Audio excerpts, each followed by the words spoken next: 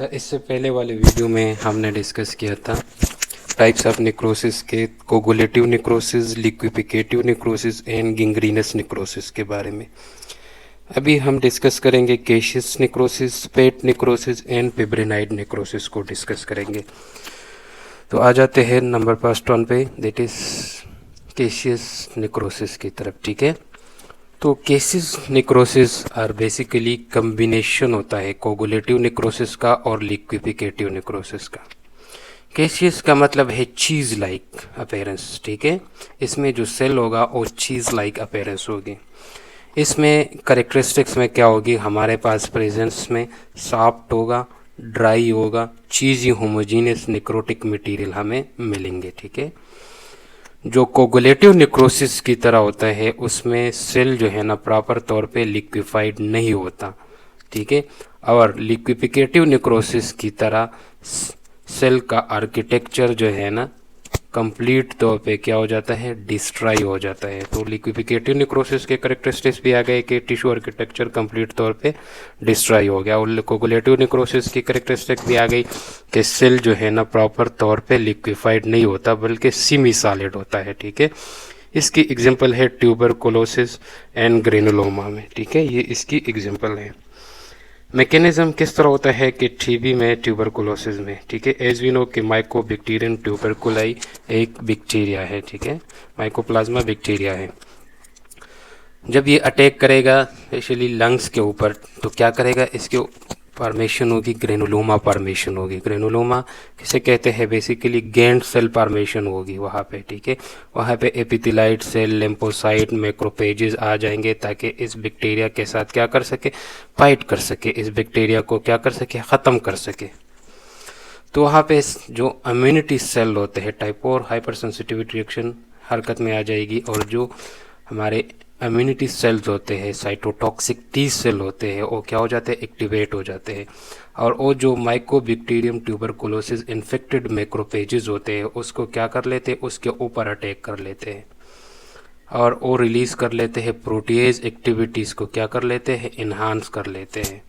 ठीक है, protease activities को इन्हांस कर लेते हैं, और जो लंग सेल होता है, लंग सेल के जो एक्स्ट्रा सेलुलर मैट्रिक्स होता है जो कि प्रोटीन से बना होता है, उसकी क्या कर लेते हैं, उसकी डिस्ट्रक्शन कर लेता है, और उसकी वजह से सेल डेथ नेक्रोसिस हो जाती है, और इसको बोलते हैं केशियस नेक्रोसिस, इसको बोलते हैं। ठीक है, ये था इसका मैकेनिज्म। अच्छा, केशियस नेक्रोसिस में मॉर्फोलॉजी में हमें क्या क्या चीज़ें नज़र आएगी। ठीक है, मॉर्फोलॉजी में बेसिकली केशियस नेक्रोसिस में हमें dry, yellow, cheesy appearance and granulomatous appearance होगी अब नेक्रोटिक एरिया का। ठीक है, ग्रेनुलोमा होगा यानी एपिथेलाइट सेल होगी, गैंड सेल होगी, लिम्फोसाइट्स होगा, और टिश्यू आर्किटेक्चर जो है ना कंप्लीट तौर पे डिस्ट्रॉय होगा, कंप्लीट तौर पे लॉस होगा। तो ये था केशियस नेक्रोसिस के बारे में। 5वें नंबर पे अब आ रही है फेट नेक्रोसिस। ठीक है, तो फेट नेक्रोसिस बेसिकली कहाँ पे होता है, fat necrosis as the name indicate fats, ज़्यादातर उन जगह पे होता है। ये पेट नेक्रोसिस उन जगह पे होता है जहाँ पे हाई पेट कंटेंट्स होते हैं, यानी जहाँ पे हाई पेट कंटेंट्स होते हैं, like adipose tissues, like breast, like subcutaneous tissues हो गए। ठीक हो गया, लाइक जो है ना एब्डोमेन हो गए, जहाँ पे पेट ज़्यादा होंगे, ये उस जगह पे ये पेट नेक्रोसिस होते हैं। ये दो किस्म के होते हैं, एक को कहते हैं ट्रामेटिक पेट नेक्रोसिस, दूसरे को बोलते हैं एंजाइमेटिक। ओके, इसका मैकेनिज्म डिस्कस करते हैं। ठीक है, तो मैकेनिज्म में क्या होगा कि सबसे पहले जो है ना कोई भी ट्रामा हो गया उन रीजन्स को, like adipose tissues, like breast, like subcutaneous tissues, like abdomen, या एक्यूट पेंक्रियाटाइटिस हो गया। ठीक है, इन्फेक्शन, इन्फ्लेमेशन ऑफ पेंक्रियाज, तो इसमें क्या होगा, जो पेंक्रियाटिक एंजाइम है, कौन से एंजाइम, पेंक्रियाटिक लाइपेज एंजाइम जो है ना वो क्या कर जाते हैं, वो हरकत में आ जाएंगे, वो एक्टिवेट हो जाएंगे, वो रिलीज़ हो जाएंगे। ये रिलीज़ कर लेंगे एक्नियर सेल्स एंड डक्ट जो है ना क्या कर लेंगे, पूरे सेल को क्या कर लेंगे, लिक्विफाई कर लेंगे। किसको लिक्विफाई कर लेंगे, जितने भी पेट्स होते हैं सेल मेम्ब्रेन के ऊपर, सेल मेम्ब्रेन के ऊपर जितने सेल मेम्ब्रेन के अंदर जितने भी पेट्स होते हैं उसको लिक्विफाई कर लेंगे, एक्नियर सेल एंड डक्ट्स।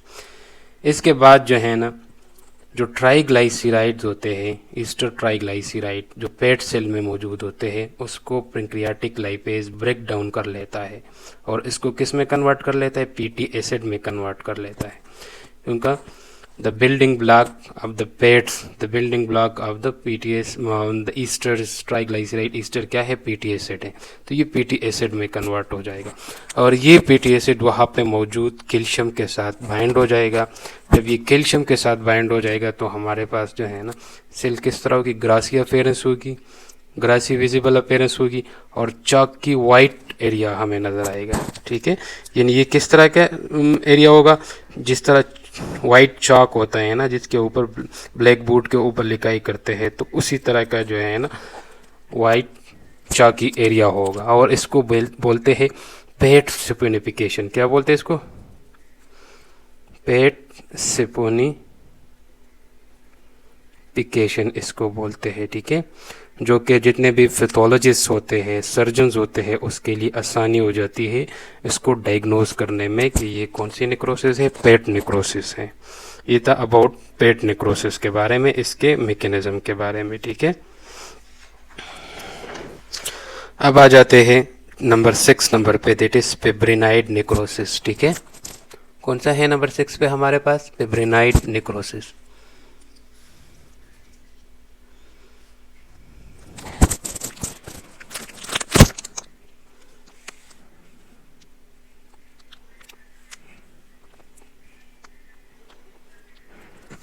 अच्छा, फिब्रिनाइड नेक्रोसिस में क्या होता है कि बेसिकली यहाँ पे deposition of fibrin like material, इसमें क्या होता है कि सेल के ऊपर जो फिब्रिन लाइक डिपोजिशन ऑफ फिब्रिन्स होती है, ठीक है, फिब्रिन लाइक मटेरियल की डिपोजिशन होती है। ये बेसिकली कहाँ पे होता है, कनेक्टिव टिश्यूज में होता है, स्पेशली इन आर्टीरियल वाल, जो आर्टरीज के जो वाल होते हैं उसके ऊपर जो है ना डिपोजिशन हो जाती है। इस किस्म के नेक्रोसिस में बेसिकली दो कंडीशंस में होती है, ऑटो अमीनो डिजीज़ में और दूसरे मैलिग्नेंट हाइपरटेंशन में होती है।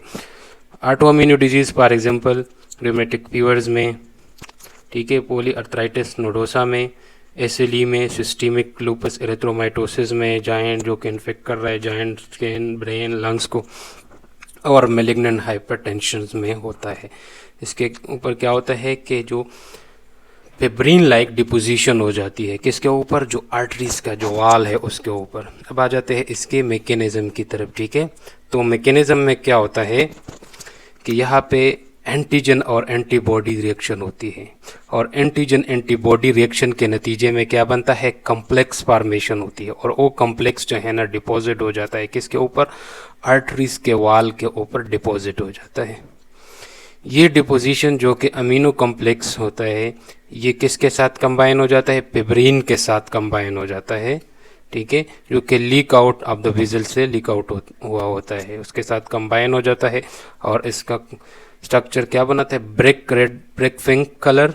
ठीक है, एंड एमार्पस अपेयरेंस, हमें सेल जो है ना माइक्रोस्कोपिकली किस तरह का होगा, ब्रेक पिंक होगा एंड एमार्पस अपेयरेंस होगा और इसको बोलते हैं फिब्रिनाइड नेक्रोसिस। क्यों फिब्रिनाइड नेक्रोसिस होते हैं, लाइक फिब्रिन लाइक अपेयरेंस इसकी होगी।